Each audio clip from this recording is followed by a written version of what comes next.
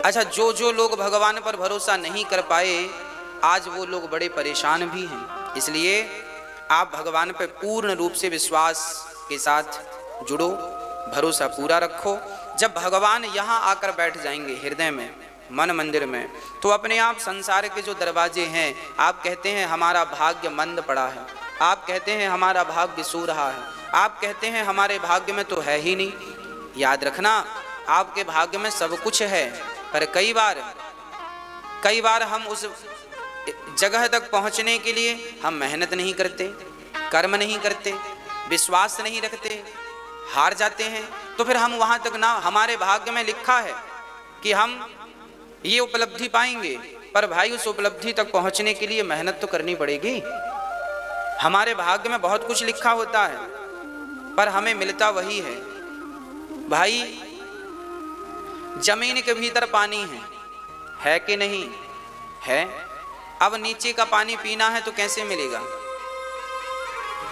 खोदना पड़ेगा। बड़े बुजुर्ग कह गए हैं, जिन खोदा तिन पाइया, जो खोदेगा वह पाएगा। जिन खोदा तिन पाइया, जिनने खोदा है उनने पानी पाया है। अर्थ क्या हुआ? जिसने जीवन में संघर्ष किया है, मेहनत किया है, बिना हारे बिना थके चले हैं, वो उपलब्धि पाएंगे। फिर वो भाग्य के नाम पर रोएंगे नहीं कि हमारे तो भाग्य में ही नहीं था। आज हमारे नौजवान बच्चे भी कई बार रोते हैं कि हमारे भाग्य में नहीं है, नहीं था ना। ऐसा नहीं है, ऐसा कुछ नहीं है कि जो आपके भाग्य में ना हो। प्रधानमंत्री बनना भी आपके भाग्य में है, और राष्ट्रपति बनना भी आपके भाग्य में है, और मंगल ग्रह तक जाना भी आपके भाग्य में है। बहुत बड़ा डॉक्टर बनना भी आपके भाग्य में है, बहुत बड़ा साइंटिस्ट बनना भी आपके भाग्य में है, बहुत बड़ा एडवोकेट बनना भी आपके भाग्य में है, बहुत बड़ा जज बनना भी आपके भाग्य में है। सब कुछ आपके भाग्य में है, पर भाग्य की वो रेखाएं तब जाकर के सफल होती हैं जब हमारी मेहनत इतनी हो कि सिर का पसीना जाकर पाँव में टपक जाए। बस वो मेहनत यदि आप कर पाएं तो हर भाग्य आपका साथ देगा। हर राह में मंजिल है, ऐसी कोई राह नहीं है जिस राह में मंजिल ना। आप एडवोकेट की राह से जाएं तो वहां भी सफलताएं हैं, आप डॉक्टर की राह से जाएं तो वहां भी सफलताएं हैं। आप छोटे से व्यापारी हैं, छोटा सा कामकाज है, छोटी सी दुकान है, उसी में मन लगा कि और बड़ा करें तो छोटे से व्यापारी से लोग बड़ा व्यापारी बन जाते हैं। कहने का अर्थ ये है कि भाग्य पर रोने वाले वो लोग होते हैं जो कर्म नहीं करते। भाग्य पर रोने कौन बैठता है?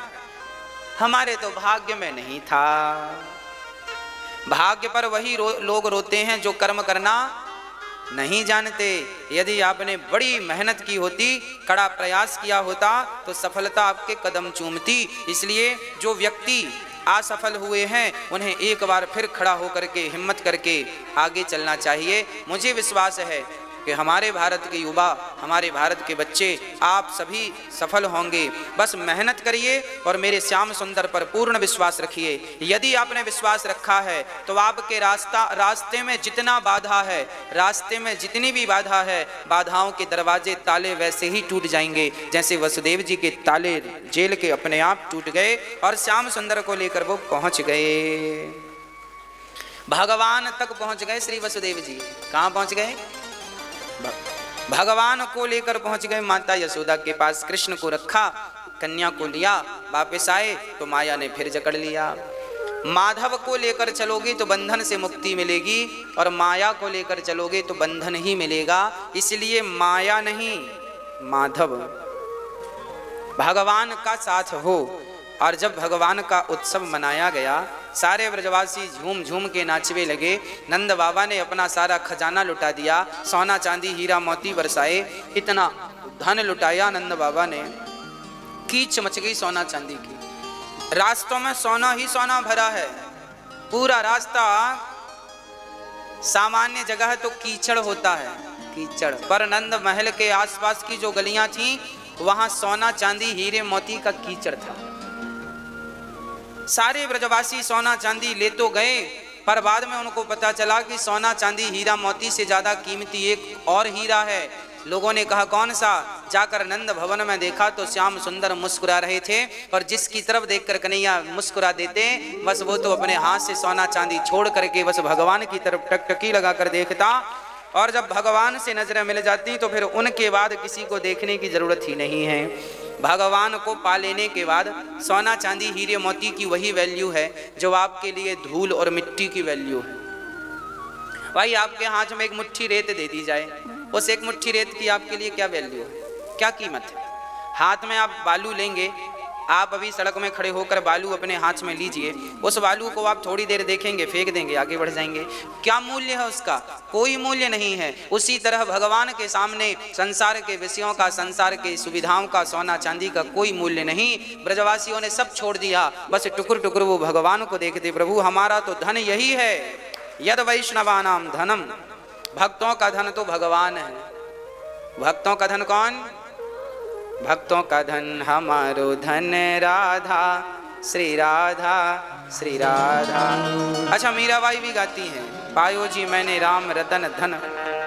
मीराबाई राम को धन मानती हैं और ब्रज के भक्त राधा नाम को धन मानते हैं। तो वैष्णवों का भक्त तो भगवान का नाम है। हमारा असली धन क्या है, हमारा असली धन क्या है, भगवान का नाम। इसलिए जितना अधिक से अधिक हो सके आप भगवान का नाम जपा करो। जो भगवान का नाम जप रहे हो वही तुम्हारे हीरे और मोती हैं। जितने तुमने नाम जपे हैं उतने ही हीरे मोती तुम्हें मिलेंगे। और यदि तुम संसार के टुकड़े ही समेटते रहे तो फिर ना घर के रहो ना घाट के रहो।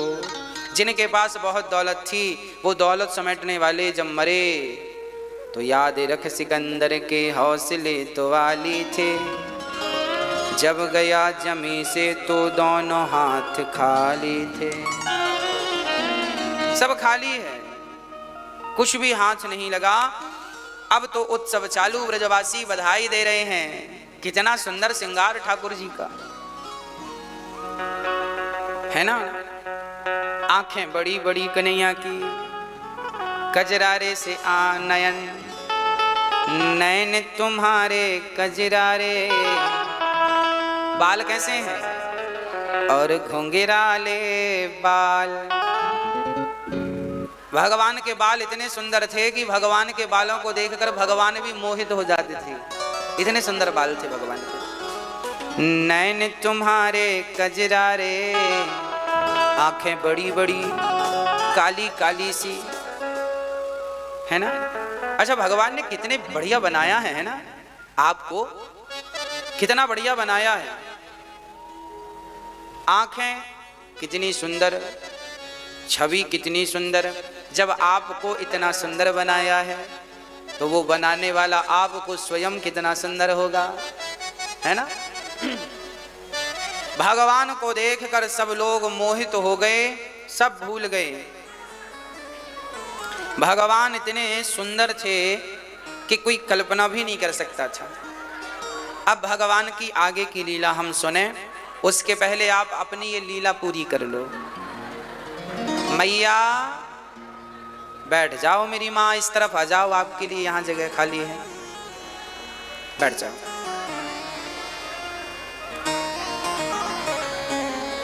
बैठ जाओ।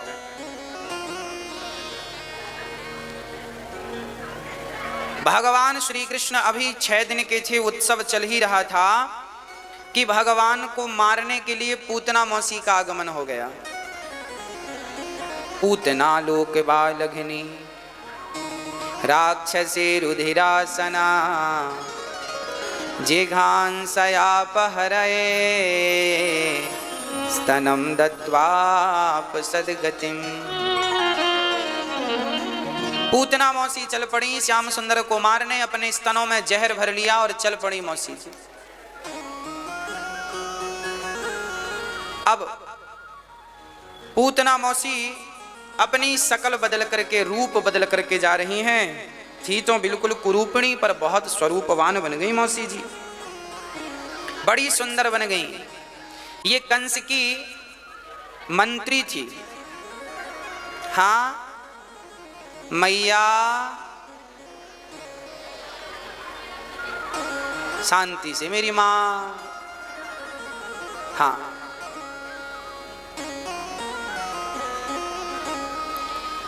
बिल्कुल शांत रहो मेरी माँ। हाँ मैया जी, ओ मेरी माँ, आप बिल्कुल मत बोलना।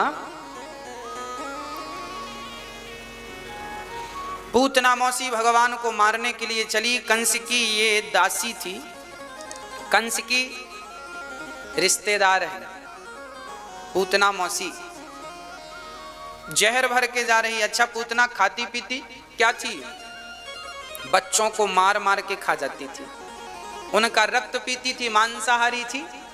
जैसे आज लोग मांस खाते हैं, ये भी सब जो मांस खाने वाले हैं सब इसी पूतना के सब रिश्तेदार हैं। पूतना भी मांस खाती है और आज जो मांस खाते हैं तो मांस वाले रिश्तेदार, शराबी रिश्तेदार और भक्त वो रिश्तेदार है ना। सबके अपने रिश्तेदारी है। शराबियों की शराबियों से रिश्तेदारी है, जुआनियों की जुआनियों से। शराबियों का अच्छे लोगों के बीच में मन नहीं लगेगा और शराबियों के बीच में मन लगेगा। जुआनियों का अच्छे लोगों के बीच में मन नहीं लगेगा, जुआनियों के बीच में मन लगेगा। मांसाहारियों को मांसा, उनको बढ़िया 56 भोग रबड़ी मलाई खिलाओ, उनको मजा नहीं आएगा जब तक उनको मांस ना हो। तो सबकी अपने अपने रिश्तेदारी है। तो पूतना मौसी के रिश्तेदार आज भी जिंदा हैं। आज भी लोग मांस खाते हैं। पूतना भी मांस, बच्चों का रक्त। पूतना को खून पीने का बड़ा शौक था। वो बच्चों की नस काटती और नस काट के मुंह पे लगा लेती, पूरा खून पी लेती। इतनी खतरनाक थी पूतना। ऐसी खतरनाक पूतना जो बच्चों को मार मार के खाती थी, आज भगवान को मारने चली। भगवान ने सोचा कि तुमने मेरे कितने मित्रों को मारा है मौसी जी, तुमने छोटे छोटे नादान अबोध बच्चों को मारा है, आज हम तुम्हें मार डालेंगे। ये तो भगवान बदला ले रहे हैं अपने मित्रों के मृत्यु का। पूतना मौसी शकल बदल कर आई, बड़ी सुंदर थी। अच्छा माया जानती थी ना, शकल बदल लेती थी। गई भगवान कृष्ण पालने पर लेटे थे, मौसी जी गई तो भगवान ने पूतना को देखते ही नेत्रों को बंद कर लिया। किसी ने कहा भगवान आपने पूतना को देखकर नेत्र क्यों मूंद लिए? तब भगवान कहते हैं कि पूतना को देखकर हमने नेत्र इसलिए बंद कर लिए क्योंकि पूतना ने तन का श्रृंगार तो किया है पर मन का श्रृंगार नहीं किया। पूतना का तन तो सुंदर है पर मन सुंदर नहीं है, और जिनका तन सुंदर होता है मन सुंदर नहीं होता, ऐसों को हम देखना भी पसंद नहीं करते। इसलिए भगवान ने पूतना को देखते ही अपने दोनों नेत्रों को बंद कर लिया। पूतना का काम ही था, माया जानती थी सो करती रहती थी उल्टे सीधे काम। पर आज पूतना मुंह की खा गई। आज पूतना को समझ नहीं आया क्या करें। आज जगत के पालनहार जो बालक बन के आए हैं, तमद्भुतम बालक मम्बुजे क्षणम, आज उन बालक को पूतना मारना चाहती है। लो भगवान ने सोचा कि चलो। अच्छा भगवान ने भी विचार किया कि पूतना ने ना जाने कितने बालकों को मारी है और ये कितनी बड़ी पापी है। इस पापिनी पूतना का उद्धार करोड़ों जन्म में भी करोड़ों यज्ञ जप तप करने से नहीं हो सकता। तो भगवान ने कहा कि इसके उद्धार के लिए तो इसे करोड़ों जन्म लेके पुण्य करने होंगे, तब भी इसका उद्धार संभव नहीं है। भगवान को ऐसे पापी पर दया आ गई और भगवान ने कहा चलो आज हम तुम्हें अपनी कृपा की दृष्टि मात्र से उद्धार कर देते हैं। अच्छा भगवान ने उद्धार क्यों कर दिया पूतना का? क्योंकि वो पूतना कैसी थी, कैसी भी थी, गंदी थी पूतना, पापिनी थी पूतना, पर आज भगवान के पास आई है। आज किसके पास आई है? अरे जाने और अनजाने में ही सही। आग को कोई जानकर हाथ डाले आग में तो जले और धोखे से डाले तो जले। जहर को कोई जानकर पिए तो मरे और धोखे से पिए तो मरे। ऐसे भगवान को कोई जानकर पकड़ ले तो कल्याण। धोखे से पूतना ने पकड़ा भगवान को, कल्याण हो गया। न जाने कौन से गुण पर दयानिधि रीझ जाते हैं, यही सदग्रंथ कहते हैं, यही हरिभक्त गाते हैं। पूतना ने भगवान को जानकर थोड़ी पकड़ा था, वो तो यही समझ के पकड़ी थी कि ये कोई सामान्य बालक है। पर आज सामान्य बालक समझकर पकड़ी, पकड़ में आ गए भगवान। और जब देखो भगवान कैसे भी पकड़ में आ जाएं, आपको भगवान को पकड़ना है, भगवान को पकड़ने के लिए आगे बढ़ना है। अच्छा पहले पूतना ने भगवान को पकड़ा और बाद में फिर भगवान ने पूतना को पकड़ लिया। अब पूतना अपना स्तन भगवान के मुंह पे देती है और उस स्तन में खतरनाक जहर लगा था। जहर पिला के मारने का प्लान था। तो जहर भगवान ने जहर भी फिनिश कर लिया। थोड़ा सा दूध रहा तो दूध भी पी लिया। अब जहर खत्म, दूध खत्म, अब बचे पूतना के प्राण। तो भगवान बोले प्राण भी पी लें। तो प्राण पीने लगे, प्राण पीने लगे। तो पूतना चिल्लाई बालक छोड़ दो, बालक छोड़ दो। भगवान बोले मौसी जी पहले तुमने पकड़ा है, बाद में हमने पकड़ा है, और जो मुझे पकड़ने के लिए बढ़ता है मैं उससे ऐसी पकड़ता हूं कि फिर उसे कभी छोड़ता नहीं हूं। हम पकड़ लिए हैं, अब छोड़ेंगे नहीं। इसलिए पहले आप भगवान को पकड़ने के लिए आगे चलो। जब भगवान को पकड़ने आप आगे बढ़ोगे तो भगवान फिर आपको पकड़ लेंगे। पूतना मौसी पापनी थी, पर ठाकुर ने उन्हें पावन कर दिया, पवित्र कर दिया। न जाने कौन से गुण पर दया निधि रीझ जाते हैं, यही सदग्रंथ कहते हैं, यही हरि भक्त गाते हैं। यही सदग्रंथ कहते हैं, यही हरि भक्त गाते हैं। न जाने कौन सी गुण पर दया निधि रीझ जाते हैं।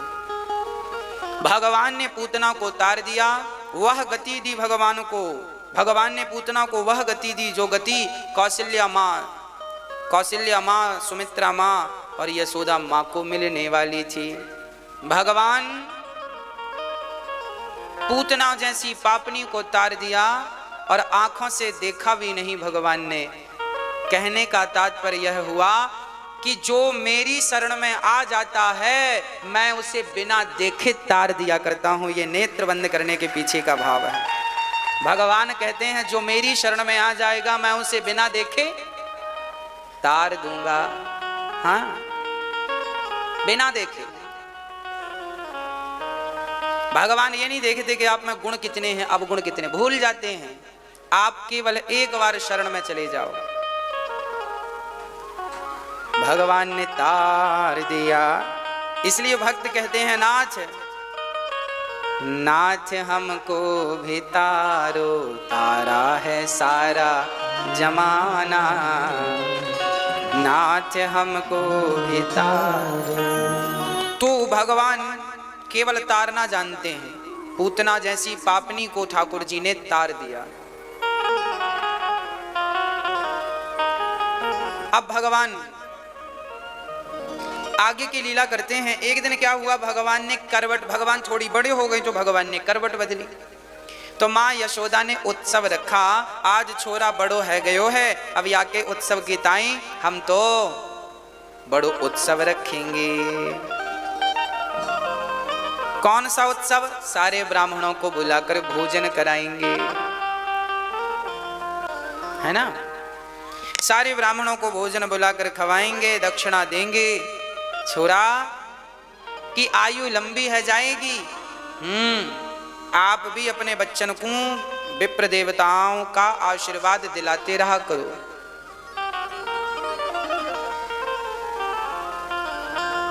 हाँ प्रिय भक्तों, आप अपने घर से कुछ धन लोगों के भोजन के लिए निकालते रहा करो, उससे आपका खान पान शुद्ध रहेगा। यहाँ अन्न क्षेत्र चलता है, हजारों साधु संत रोज प्रसाद पाते हैं। आप भी अपने बच्चों के लिए, अपने लिए, अपने नाम से, बच्चों के नाम से इस अन्न क्षेत्र से जुड़े रहिएगा, ताकि हजारों साधु संत भोजन करते हैं यहाँ और आपको उनकी दुआएं प्राप्त होती रहेंगी।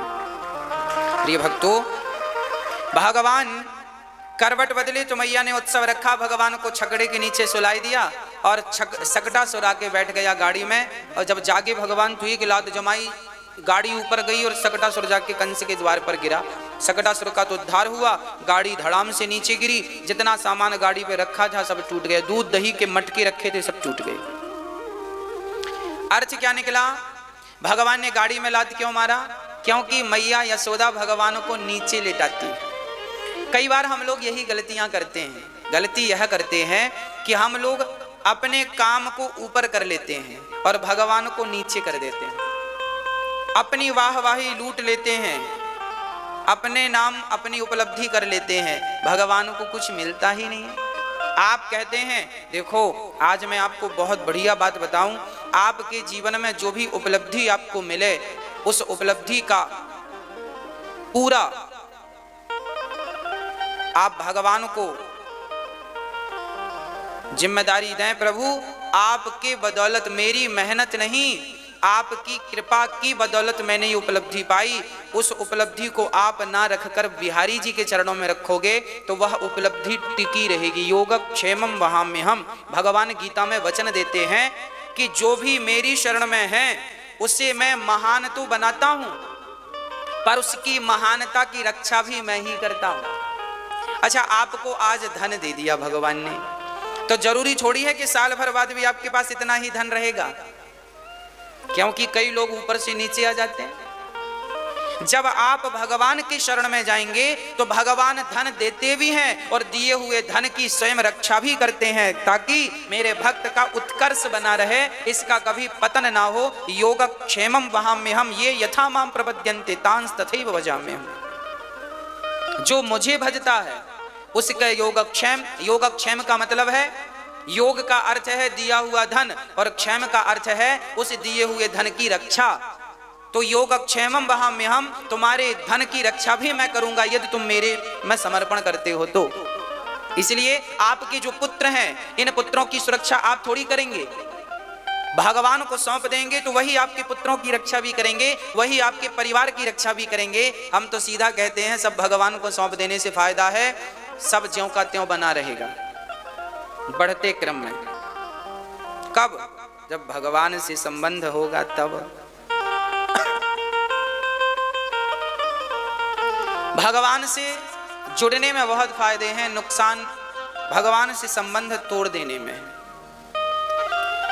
भगवान को नीचे नहीं, भगवान को ऊपर बिठाइए। भगवान को सबका श्रेय भगवान को देना चाहिए। नाथ, आज मैं बोल पा रहा हूं, आज मेरी वाणी है, ये वाणी जो मेरी है, हम आपको निरंतर कथा सुना रहे हैं। लोग 2 घंटे कंटिन्यू बोल लेते हैं तो लोग बताते हैं गला बैठ जाता है, हाँ या ना? सही है क्या? पर आप लोग इसके साक्षी हैं कि ये दास जब से लॉकडाउन लगा है लगभग तब से आज तक कंटिन्यू ही तो लगभग बोल रहा, बीच में कभी कभी रेस्ट हुआ है ना? तो बताइए, मेरे इस गले की, मेरी इस वाणी की रक्षा कौन कर रहा है? हाँ, ये वाणी जो है ये किसकी दी हुई है? भगवान की। अच्छा, भगवान ने दी तो है, क्या रक्षा करने की ताकत मेरी है? इसलिए प्रभु, मेरी वाणी मेरा गुणगान गाने के लिए नहीं है, मेरी वाणी जो आपने दी है वो आपका ही गुणगान गाने में लगी है, इसलिए रक्षा करना भी आपका ही काम वो करते हैं, है ना? भगवान की यही कृपा है कि देखो वही रक्षा कर रहे हैं। जब से कोरोना काल चालू हुआ है तब से कंटिन्यू आपको कथा सुनाने की सेवा बिहारी जी ने दी है, चल रही है। इस सेवा को दिया भी बिहारी जी ने है और इस सेवा की रक्षा करने वाले भी बिहारी जी हैं। यही है योगक्षेम। जब से हम आपको कथा सुना रहे हैं, बस एक बार हमें 103 बुखार थी, फिर हम तबीयत बिगड़ गई, हमको लगा भागवत जी कैसे होंगी। 5-6 महीने पुरानी बात बोल रहा हूं, जब आप लोग घर में ही बंद थे, कस के लॉकडाउन लगा था, तब की बात है। तब हम कथा सुना रहे थे आपको, टीवी के माध्यम से आप लोग सुन रहे थे घर में। तब एक दिन अचानक हमारी तबीयत बिगड़ गई थी, 103 बुखार था, बड़ी कमजोरी थी, पानी भी नहीं पिया जा रहा था, गर्मी का मौसम था, कड़ी बुखार थी, हिम्मत नहीं थी आंख खोलने की, बीमार पड़ गए थे।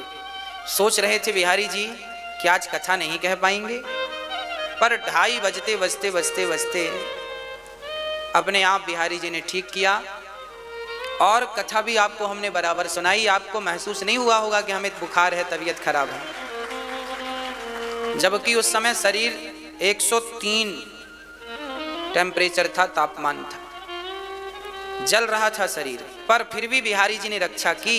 और दूसरे दिन से तो फिर कथा सुना के गए, बिल्कुल स्वस्थ हो गए, पता ही नहीं चला कि शरीर कभी बीमार भी था। अर्थात जब भगवान में समर्पण होता है तो आपके तन की, मन की, बुद्धि की, परिवार की, आपके संकल्पों की भी, विचारों की भी रक्षा भगवान ही करते हैं। यही है समर्पण। मेरे तो गिरधर गोपाल दूसरों ना, बस ये चीज कहने में ना आए, आ जाए भीतर से, फिर देखना कमाल। मैंने आपको कई बार कहा है कि मेरे बिहारी जी से जो मैं कह देता हूं, बिहारी जी बहुत जल्दी सुन लेते हैं। पता नहीं आपका सोचा हुआ पूरा होता है कि नहीं, पर मैं जो सोच लेता हूँ ना, बिहारी जी बहुत कम समय में बहुत जल्दी पूरा कर देते हैं। ये बिहारी जी की कृपा है। और बिहारी जी, सच कहता हूँ, आपको कछावी दास को माध्यम बनाकर मुझे लगता है बिहारी जी ही स्वयं इस वाणी में समाकर स्वयं बिहारी जी आपको कथा सुनाते हैं। इसलिए योग, ये बात गीता में लिखी है, योग क्षेमम वहाम्यहम्। जो शास्त्रों में लिखा है ना मेरी माँ, ये दास अनिरुद्ध उन्हीं वचनों को जीने का प्रयास करता है। पहले गीता में लिखा है कि भगवान पर भरोसा करो, लिखा है ना, हमने समझ लिया ना, अब कर लो, बस खत्म कर लो। बिहारी जी ही सब करने कराने वाले हैं, दूसरा कोई नहीं है। जो करेंगे भगवान करेंगे, अच्छा करेंगे तो भगवान, जो आपको लगेगा ये बुरा है, वो बुरा नहीं है, वो भी भगवत कृपा से ही होता है। इसलिए पूर्ण रूप से समर्पण भगवान, कर्म करो। मैं बीच में रेस्ट नहीं, अभी पिछली कथा पूरी हुई, उसके पहले कथा थी राम कथा, के बाद फिर भागवत शुरू हो गई, और उसके बाद भी एक दिन का गैप नहीं था, फिर ये कथा शुरू हो गई। हम बीच में गैप नहीं करते ना, कम से कम करते हैं ना, इसलिए क्योंकि हम कर्म करने पे विश्वास रखते हैं। भगवान कहते हैं कि जब तुम कर्म करोगे तब मैं तुम्हारा साथ दूंगा। अब तुम घर में बैठ जाओ तो भगवान कैसे साथ देंगे? इसलिए कर्मण्येवाधिकारस्ते मां फलेषु कदाचन, तू कर्म कर, फल की इच्छा मत कर। इन गीता के वचनों को मैं जीता हूं मेरी माँ, इन गीता के वाक्यों को मैं केवल सुनता नहीं हूं, केवल सुनाता नहीं हूं, इनको प्रैक्टिकली जीवन में चरितार्थ करता हूं। मैं कहता हूं ना आपके बच्चों से कि बेटा कर्म करते रहो, करते रहो, करते रहो। मैं स्वयं इसका उदाहरण हूं कि मैं स्वयं कर्म करता रहता हूं, खाली नहीं बैठता। जब कर्म करता हूं तो फिर परमात्मा मेरे संकल्प की रक्षा भी करते हैं। जो विचार आए भगवान पूरा करते हैं। इसलिए आप भी बिना हारे बिना थके कर्म करते रहो, कर्म करते रहो। तू कर्म कर, मैं तेरे साथ हूं, ऐसा भगवान कहते हैं। अर्जुन से यही तो कहा, तू युद्ध कर, तुझे विजय दिलाना मेरा काम है। तू ये मत सोचना कि तू हार जाएगा। हाँ मेरी माँ, भगवान पर विश्वास रख के आप अपना कर्म करते रहिए, रहिए, भगवान तुम्हें विजय दिलाएंगे, ये मेरा विश्वास है। बच्चों को भी गीता के इन वचनों को कंठस्थ कराओ और केवल याद ना कराओ, जीना सिखाओ। शास्त्रों की एक एक बात 20-20 करोड़ रुपए की है।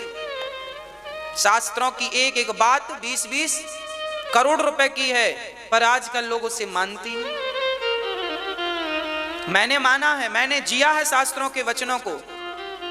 तो देखो आप सभी लोग इतना प्यार करते हैं, इतनी माताओं का आशीर्वाद मिलता है।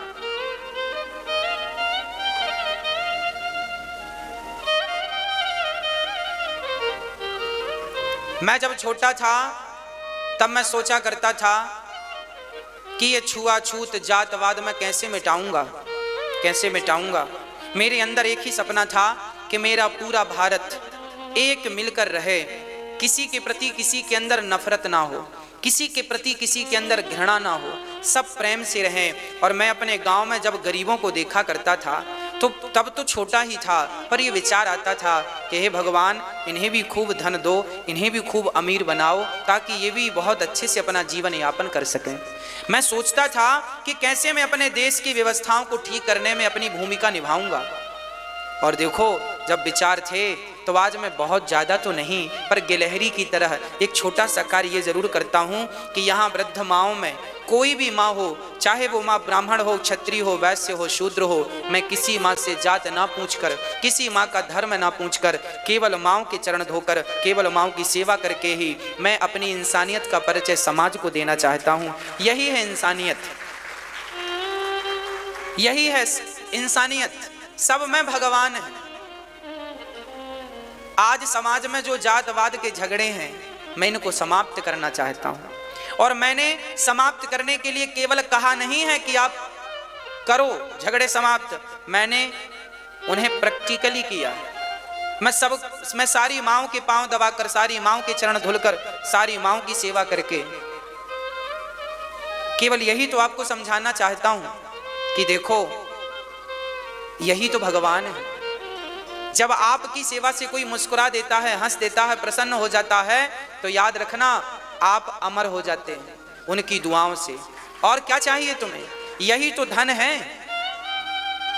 इन माँओं की सेवा से ही हमें खुशी मिलती है। और आप भी ऐसे काम किया करो। चलो आप किसी और माँ की सेवा ना कर सकें तो अपनी माँ की कर लो, अपने माँ के पांव दबा लो, अपने माँ के चरण धुल लो, अपने माँ की सेवा कर लो। जब आप अपने माँ की सेवा कर लेंगे, अपने माँ के चरण दबा देंगे तो सब ठीक हो जाएगा। भारत के हर बच्चे को सारी माँ में अपनी ही माँ का दर्शन करना चाहिए। सारी माँ में केवल अपनी माँ में, सारी माँ में केवल अपनी माँ का दर्शन करना चाहिए। ये केवल आपकी माँ है बस। ये जो नफरत की दीवारें खड़ी हो गई हमारे भारत में, आज बेटा भी अपनी माँ के पांव दबाने में शर्माता है, ये सारी दीवारें मैं तोड़ना चाहता हूँ। एक मैं हर बेटे को श्रवण की तरह देखना चाहता हूँ। संसार बहुत अच्छा लग रहा है क्योंकि ये गुड़ की तरह है। अभी भक्ति की रबड़ी मिली नहीं है, अभी भगवान के भजन का सुख मिला नहीं है। जिस दिन वो परलोक का सुख तुम देख लोगे या चख लोगे जिह्वा से, तो ये संसार का सुख भूल जाओगे। मीरा ने वो सुख चख लिया था तो ये सुख उसे अच्छा ही नहीं लगा। नरसिंह मेहता ने वो सुख चख लिया था तो ये सुख अच्छा ही नहीं लगा। और हम लोगों को अच्छा इसलिए लगता है क्योंकि हमने अभी तक वो सुख चखा नहीं है। इसलिए यहां से भी आगे कुछ है, वहां जाना है, उसकी तैयारी अभी से करो। सत्य बोलने वाला, किसी का दिल ना दुखाने वाला, सदा सत्य के मार्ग पर चलने वाला, सदा निष्कपट व्यक्ति जो कपट त्याग दे, वह भगवान तक पहुंचता है, वही मोक्ष का अधिकारी बनता है। नहीं तो ये जन्म मरण का चक्कर कभी नहीं छूटता। कबीरदास जी एक बढ़िया सा दोहा गाते हैं, आपको भी याद है, गाओ मेरे साथ। चलती चक्की देख कर दिया कबीरा रोय, दो पाटन के बीच में साबुत बचा न कोय। ये कबीरदास जी कह रहे हैं। क्या कह रहे? चलती चक्की देख के। अब कबीरदास जी वाला चक्की देख के क्यों रो रहे हैं? दिया कबीरा रोय, कबीरदास जी रो रहे हैं। अब आपको समझ में नहीं आया, चक्की चलती देख के कबीरा क्यों रो रहे हैं? अरे कौन सी चक्की? ये वाली चक्की नहीं, गेहूं पीसने वाली। एक चक्की में दो पहिए होते हैं। चक्की में पहिए कितने होते हैं? दो पार्ट होते हैं ना। एक पार्ट है जन्म और एक पार्ट है मृत्यु। ध्यान से समझिएगा, कबीर जी की भाषा है, कठिन हो सकती है। एक पहिया है जन्म का और एक पहिया है मृत्यु का। हम सब जन्म और मृत्यु के पहिए में पिस रहे हैं और हम सभी बार बार जन्म, बार बार मृत्यु, जन्म मृत्यु, जन्म मृत्यु। परेशान हो गए मर मर के, हम तो परेशान हो गए जन्म ले लेके। हम तो बार बार माँ के पेट में जाते हैं, फिर योनि भाग से निकलते हैं, फिर जाते हैं, फिर निकलते हैं। आप लोग परेशान नहीं हुए? कितनी बार आपका और हमारा जन्म हो चुका है। कबीरदास जी कहते हैं जन्म और मृत्यु के चक्कर में सब पिस रहे हैं। कबीर जी बोले मुझे बड़ा दुख है कि कोई बाहर निकलना ही नहीं चाहता, सब पिस रहे हैं, सब पिस रहे हैं। चलती चक्की देख कर दिया कबीरा रोए। तभी किसी ने, कबीरदास जी के शिष्य ने कह दिया, कबीरदास जी के शिष्य ने एक दूसरा दोहा गा दिया। बोले चलती चक्की चलने दे, पिस पिस आटा होए, कीले माही जो रहे, सो बालना बांका हो। चक्की में एक कील होती है बीच में, आपने चक्की देखी कि नहीं? चक्की में एक बीच में कील होती है, उसके ऊपर दूसरा पहिया यूं रखा जाता, वो ऐसे ऐसे गोल गोल चलता है। तो जो गेहूं का दाना किनारे होगा वो तो पिस जाएगा, पर जो दाना इस कील के पास घुस गया, समा गया, वो कितनी भी चक्की चलती है पर इसका बाल भी बांका नहीं कर सकती, क्योंकि कील के पास वो दाना है। वो एक कील क्या है? वो एक परमात्मा है। जो एक परमात्मा की शरण ग्रहण कर लेता है वो जन्म मृत्यु के चक्र से बच जाता है। वैसे ही जैसे कील में घुसा हुआ दाना पिसने से बच गया, कील के पास गया हुआ दाना पिसने से बच गया, वह प्राणी जो भगवत शरणागति ग्रहण कर लेता है, भगवान को अपना मान लेता है, वह जन्म और मृत्यु के चक्र से बच जाता है। यदि बचना है तो दोनों हाथ उठाकर बिहारी जी से कहो, नाथ हमारी आप रक्षा करिए, हम आपकी शरण ग्रहण करते हैं, हमारी आप रक्षा कीजिए, तब बचना संभव है। नहीं तो ये जन्म मृत्यु ले डूबेगा, कितनों को ले डूब गया और हमें भी ले डूबेगा। इसलिए आपसे मेरी प्रार्थना है, अपने हाथ से पुण्य करते रहिएगा, अपने हाथ से दान करते रहिएगा। बच्चों के भरोसे न बैठिएगा कि बच्चे करेंगे। आजकल के बच्चे बड़े लापरवाह हो गए हैं। आजकल के बच्चे जिम्मेदारी समझते ही नहीं। और एक बात और बता दूं, इसकी भी गारंटी नहीं है कि तुम्हारे मरने के बाद, हमारे मरने के बाद हमारी राख को गंगा जी नसीब हो जाएंगी। हाँ, इसकी कोई गारंटी नहीं ले सकता। अभी कोरोना काल में जितने लोग मरे हैं, आपने टीवी पर देखा होगा, लोगों की अस्थियां पेड़ों पर लटकी की लटकी रह गई हैं। उस राख को गंगा जी नसीब, हाँ या ना? क्या गंगा जी नसीब हुई? इसलिए कहता हूं, गंगा स्नान कर लो, गौदान कर लो। अन्य क्षेत्र वृंदावन में चलता है, लंगर सेवा होती है, साधु संत खाते हैं, सहयोग उसमें कर लो। अपने हाथ से वही भोजन करा दो, अपने हाथ से किसी एक माँ का सहारा बन जाओ, किसी एक माँ के आंसू पहुँचने के काम आप और आपका पैसा आ जाए। नहीं तो जरूरी नहीं है कि शरीर को गंगा जी मरने के बाद नसीब हो जाए। इसलिए आप अभी से अपने हाथ धर्म की तरफ बढ़ाने शुरू कर दो। प्रिय भक्तों, एक माँ के 2 बेटे थे। उन बेटों के पिताजी गुजर गए। पिताजी गुजर गए तो बच्चों ने उनके अर्थी उठाई, चिता पे आग लगाई। 3 दिन बाद जाके उनकी राख लेकर आए। माँ ने कहा बेटों से, बेटा 40 किलोमीटर दूर गंगा जी हैं, जाओ पिता की अस्थियां विसर्जन कराओ, गंगा जी में डाल दो। बच्चे बड़े नास्तिक थे दोनों। बोले माँ, गंगा जी में क्यों डाल दें पिताजी की अस्थियां? अरे बेटा, गंगा जी में डालने से उनका उद्धार हो जाएगा, जाओ डालो। दोनों बच्चे बड़े लापरवाह थे, भगवान को मानते नहीं थे। माँ ने जिद की, अच्छा कल डालाएंगे, अच्छा परसों डालाएंगे, करते करते 1 हफ्ता खिसका दिया। माँ ने एक दिन कान पकड़ के कहा, जल्दी से अस्थियां लो, पिताजी की डाल के आओ गंगा जी में। ऐसी लापरवाही करते हैं पिताजी के लिए। पिताजी की अस्थियां दोनों बच्चे ले गए, जबकि गंगा जी ज्यादा दूर नहीं, उनके गांव से 40 किलोमीटर दूर थी। बच्चे गए गंगा जी की तरफ, तो वो गंगा जी तक तो ना पहुंचे। गंगा जी तक एक नाला गुजर रहा था, गंगा जी तक एक नाला जा रहा था। उन बच्चों को लगा फालतू में डीजल पेट्रोल कौन फूके, नाला तो जा ही रहा है, तो नाला पिताजी को मिला देगा। तो अस्थियां निकाल करके पिताजी की नाले पर डाल दी। वापस आए। रात को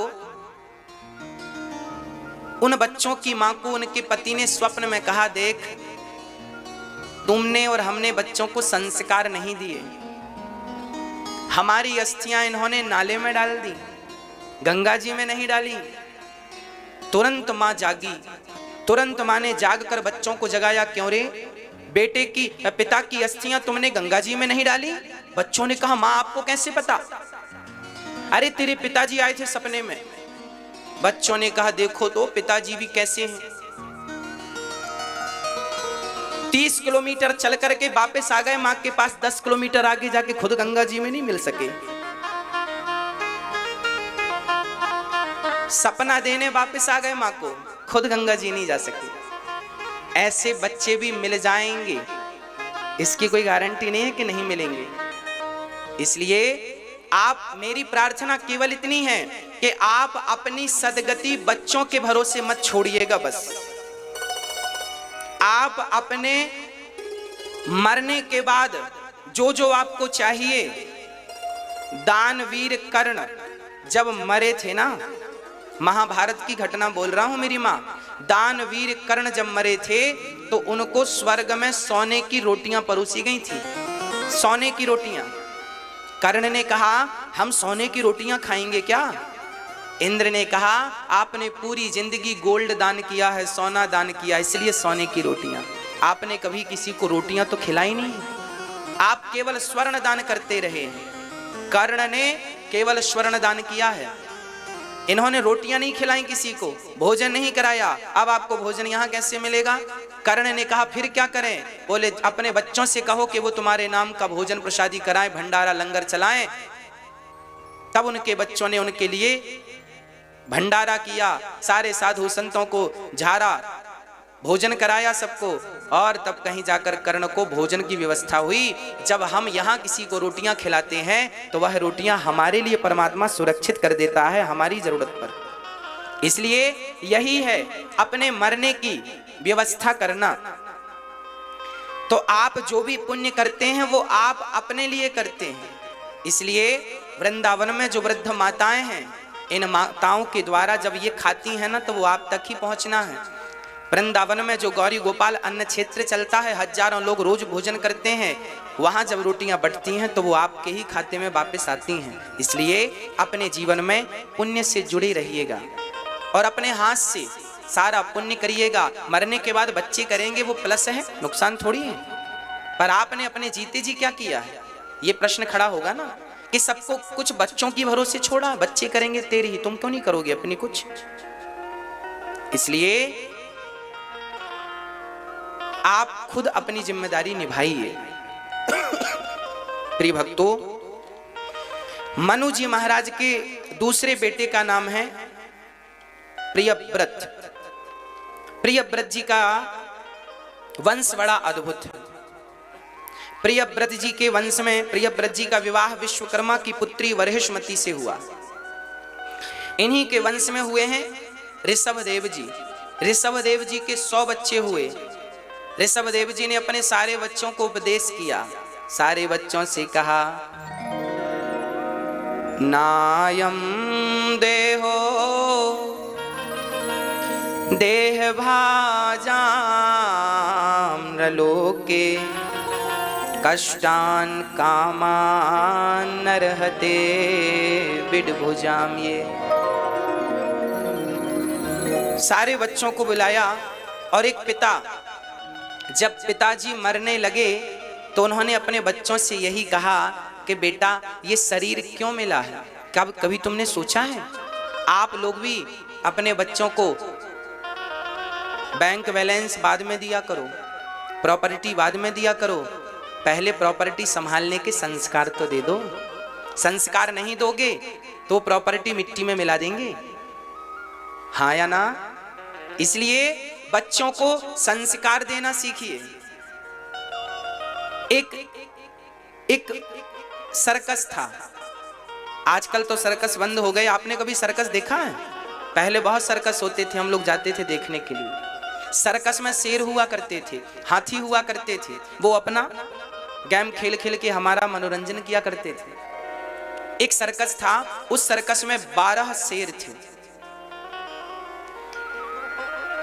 अचानक सरकार ने गाइडलाइन जारी की कि अब भाई सर्कस नहीं होंगे, क्योंकि सर्कस में शेरों को बंदी बनाया जाता है और उनको टॉर्चर किया जाता है। जाओ सारे शेरों को जंगल में छोड़ दो।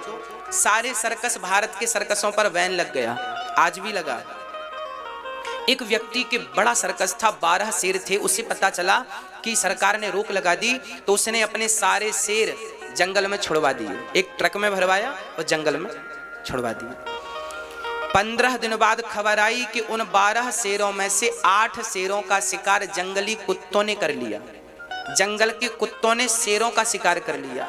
अब इस पर टीम बैठी, रिसर्च टीम, कि शेरों का शिकार कुत्तों ने कैसे किया। तो बाद में पता चला कि ये शेर जो थे ये सर्कस के शेर थे, बने बनाए मीट को खाने के आदी हो गए थे। मांस के टुकड़ों को मालिक डालता था, चट से खा लेते थे। वो शिकार करने का टैलेंट भूल चुके थे सर्कस में रहते रहते। कैसे शिकार करना चाहिए, कैसे गला दबोचना चाहिए, वो शिकार करने का टैलेंट भूल चुके थे। और जब हुआ ये कि वो शिकार करने का टैलेंट भूल गए तो कुत्तों को लगा भूखे मर ही रहे, इनको ही खाएं। तो कुत्तों ने शेरों का शिकार कर लिया और 8 शेर मारे गए।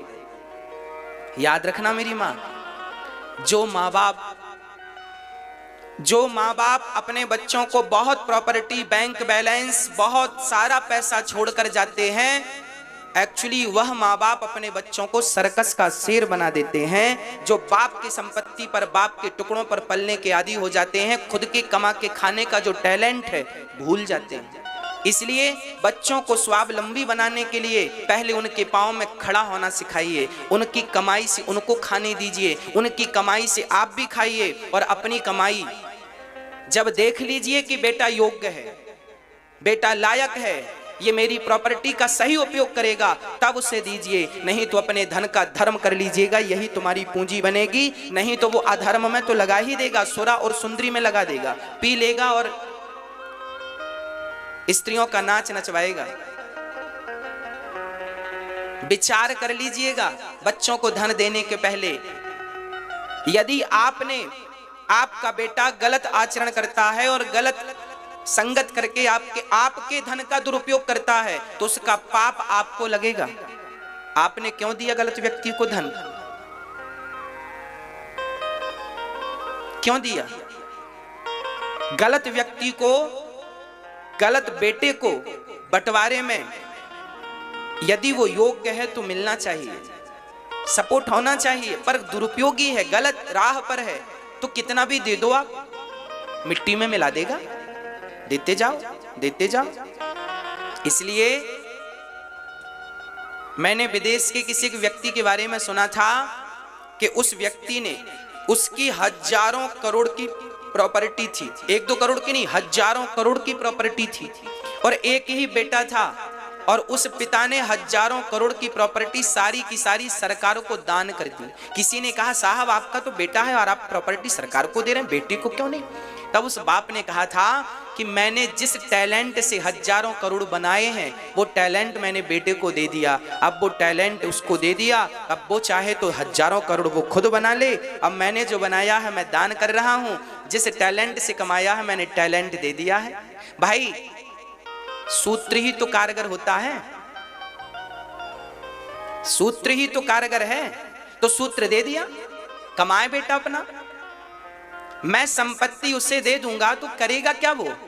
फिर तो उसे ये लगेगा कि पिता की संपत्ति है, बैठे बैठे खाओ, उल्टे सीधे काम करेगा, सुरा सुंदरी के पीछे भागेगा।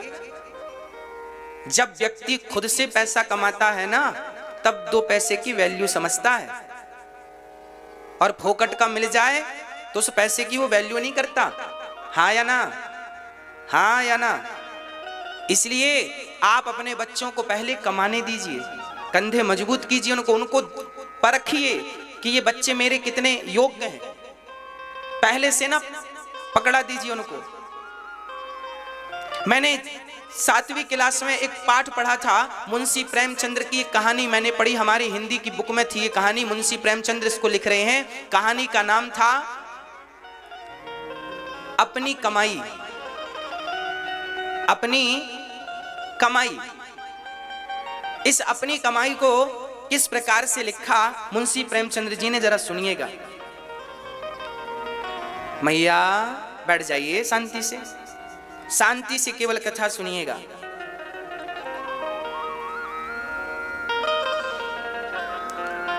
सातवीं क्लास में हमने जो कहानी पढ़ी थी हमें आज तक याद है, और केवल याद नहीं है, हम इसे फॉलो करते हैं, इसे चरितार्थ करते हैं, इस पर अमल करते हैं। ये कहानी हमारे हृदयों को छू गई। वो कहानी क्या थी सुनिएगा। आपने भी 7वीं क्लास में पढ़ी हो शायद, हमने पढ़ी है। अपनी कमाई।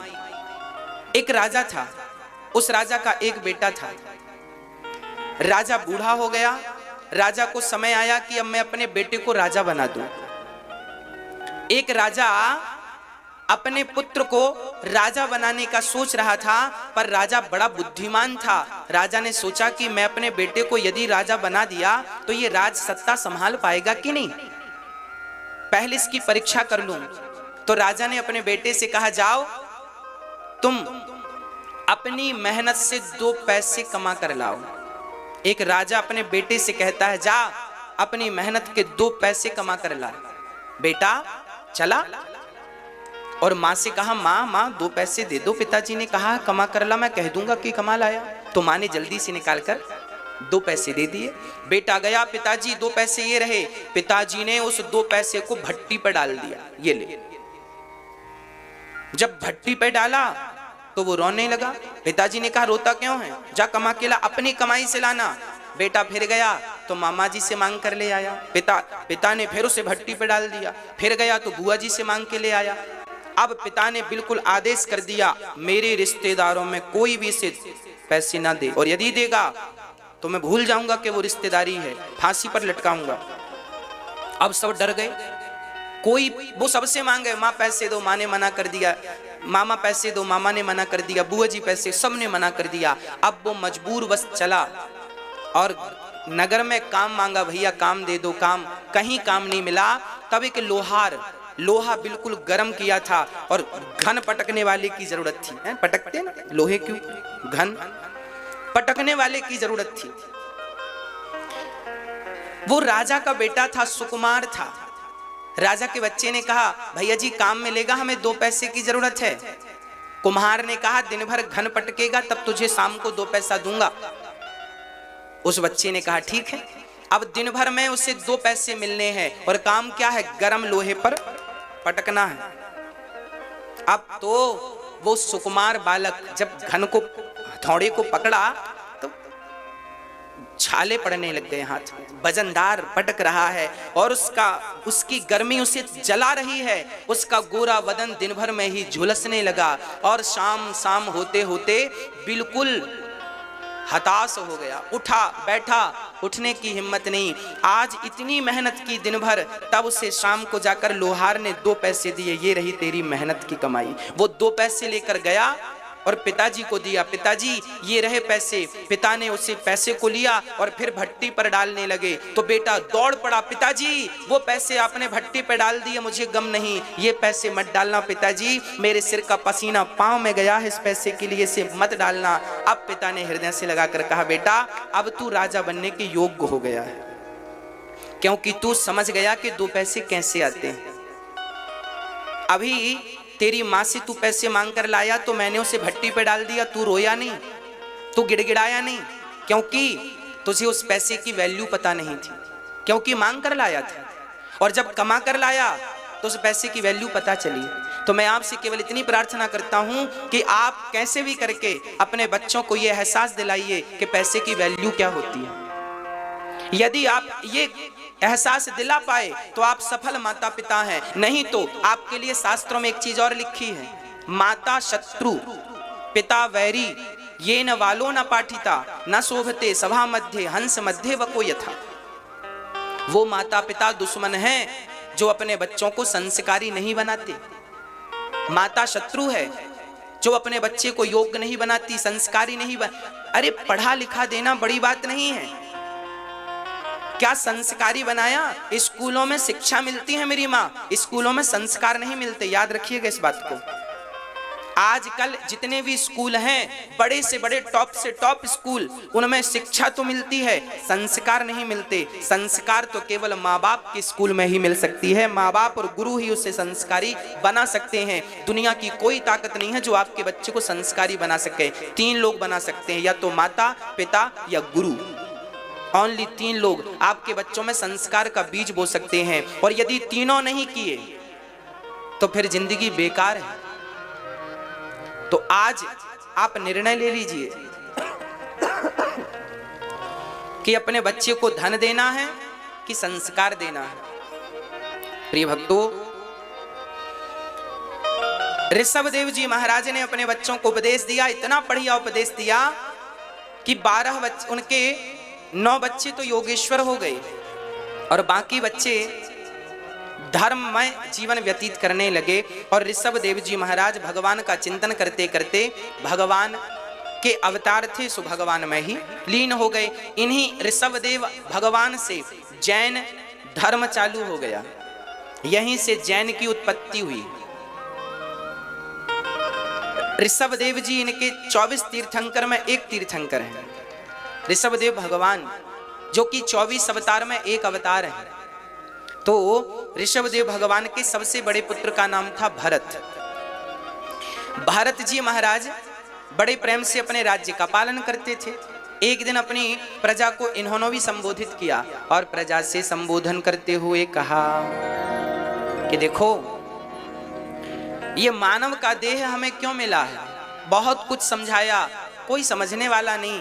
तब भरत जी ने कहा ये नामुमकिन है कि दुनिया अपनी मस्ती छोड़ दे, इसलिए ऐ दिल तू ही ये बेकार बस्ती छोड़ दे। भरत जी संसार का त्याग करके माता गंडकी के तट पर, जो नेपाल में बह रही है, माता गंडकी के तट पर श्री भरत जी महाराज गए और वहां भजन किया। भरत जी रोज भगवान का नाम जपते हैं, नारायण नारायण नारायण नारायण नारायण।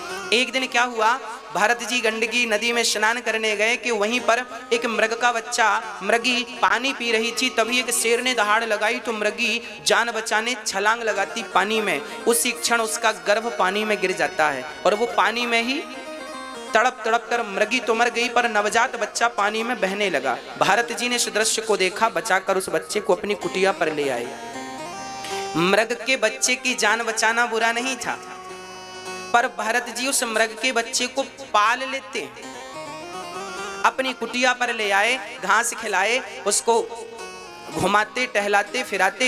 अब जो माला जप रहे थे भगवान के नाम की, वो सारी माला छूट गई और केवल मृग का चिंतन चालू हो गया, मेरा मृग मेरा मृग मेरा मृग मेरा मृग मेरा। और मरते समय मौत आई तो भरत जी मृग को देखते देखते मर गए कि मेरे बाद मेरे मृग का क्या होगा।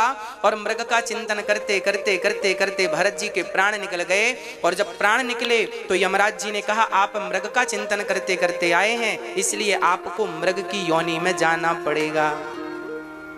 भारत जैसे ज्ञानी को भी मृग बनना पड़ा, केवल इसलिए क्योंकि उनकी मति मरते समय मृग में लग गई थी। अंते यामति सागति। आप लोग भी जरा सावधान रहिएगा, मरते समय यहां वहां मन ना डुलाइएगा, नहीं तो गति बिगड़ जाएगी मेरी मां।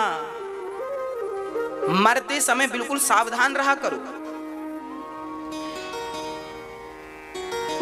आप लोग भी मरते समय, भरत जैसा ज्ञानी मरते समय मन मृग में लगाया तो मृग बन गए। आप लोगों ने भी तो कुत्ते बिल्ली पाल रखे हैं और कहीं कुत्तों बिल्ली में मन लग गया। एक सज्जन हमसे बोले महाराज जी हमारा कुत्ता बड़ा ईमानदार है। हमने कहा पूर्व जन्म में तुम्हारे दादाजी ही तो थे ये। उनको बुरा लगा, महाराज जी कैसी बात कर रहे हैं। हमने कहा हाँ भैया, आपके दादाजी यही सोचते थे कि हमारे बाद हमारे घर का क्या होगा, घर का क्या होगा, यही सोचते सोचते मर गए। यमराज जी ने कहा घर का चिंतन कर रहे थे तो जाओ उसी घर के कुत्ते बन के ताको, तो कुत्ता बन के आ गए। आप लोगों के कुत्ते भी यदि ईमानदार हैं तो वो पराये नहीं हैं, आपके अपने ही हैं। हाँ, अंते यामति सागति। हम ये नहीं कह रहे हैं कि कुत्ते मत पालो, कुत्ते पालो, परंतु कुत्ता पालने के पहले एक गाय जरूर पालो। एक गाय की सेवा करो। गाय की सेवा शोभनीय है, कुत्तों की सेवा शोभनीय नहीं है। कुत्ते द्वार तक ठीक लगते हैं। चप्पल यदि सोने की भी हो तो कोई सोने की चप्पल गले पे लटकाए तो क्या शोभा देगी? अरे चप्पल तो पांव में ही अच्छी लगती है, चप्पल गले में अच्छी नहीं लगती, भले वो सोने की हो। कुत्ता द्वार में ही अच्छा लगता है, घर की रसोई में कुत्ता अच्छा नहीं लगता, घर के बेडरूम में कुत्ता अच्छा नहीं लगता। एक मर्यादा होनी चाहिए। आप पढ़े लिखे लोग हैं, समझदार लोग हैं। यदि चप्पल गले में शोभा देती है तो कुत्ता फिर बेडरूम में शोभा देगा।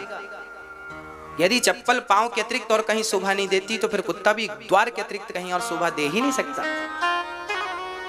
गाय आपकी रसोई में जाए शोभा देती है कि गाय के पांव पड़ते हैं तो शुद्ध हो जाती है पृथ्वी। गाय माता है, गाय का मूत्र भी अमृत की तरह है। कैंसर जैसी बीमारियां गौमूत्र से ठीक होती हैं। बड़े बड़े साइंटिस्ट रिसर्च कर रहे हैं गौमूत्र पर। गाय पवित्र है, गाय का दूध हम सब पीते हैं, बिना दूध से कल्याण नहीं है, हम सबका गति नहीं है। गाय मान्य है, मां है वो, पर कुत्ता तो नहीं है।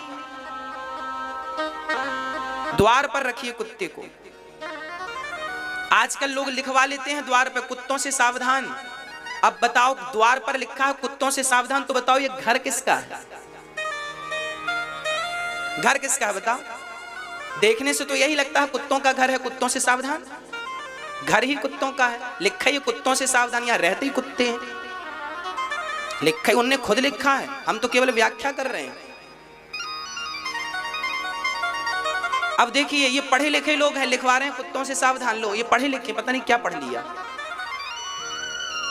अरे भारत ऐसा नहीं था जैसा लोगों ने बना दिया। भारत कैसा था? विभीषण जब लंका हनुमान जी गए तो हनुमान जी ने लंका में विभीषण की कुटी